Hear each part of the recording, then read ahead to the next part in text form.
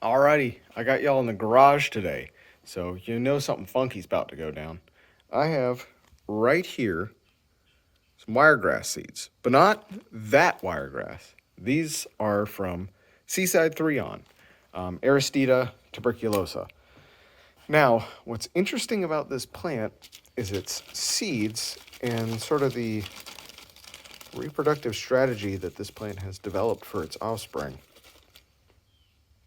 I don't know how well that comes out. The camera is not having a fun time with focusing, but you can see that this sucker has threons, hence the name Threawn, and this stuff is just twisted together like a wrought iron banister.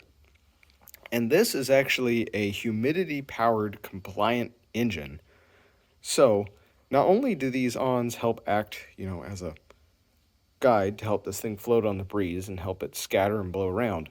But what this actually does is that when this sucker drops down here on the soil and it gets a little bit of humidity applied to it, or it gets rained on, these woody awns absorb that moisture and it causes them to expand. And so the twist actually turns out of them. And so these are wound up like a clock spring, and when they get wet, they unwind.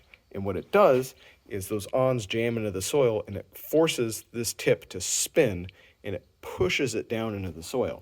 So every time it rains or there's a heavy dew and then it dries out, this thing twists itself further down into the soil, allowing it to basically self-sow, which I think is just neat.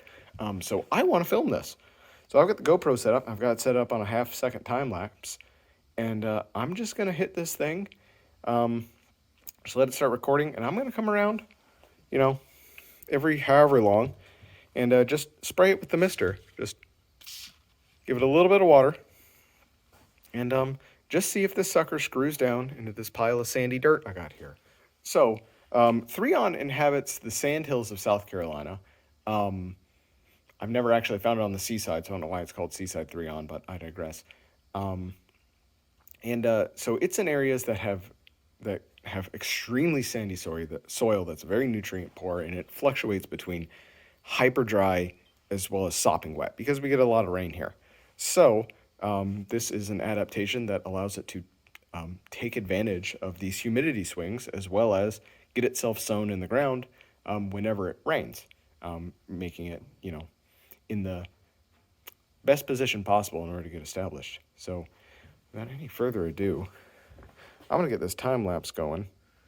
All right, so I think I finally worked out the final setup before I start the proper time lapse. I've just kind of been running it for the last hour, 2 hours. But I found a third seed, so I threw it in there. I have now put a mini floodlight in there rather than the LED that I had in it. And that should pump a lot more heat into this thing. And I've just kind of scattered the seeds all across the dirt so that they're, not interfering with each other. And I'm just going to come by every, 20 minutes or so and just give them a spritz and just watch them work.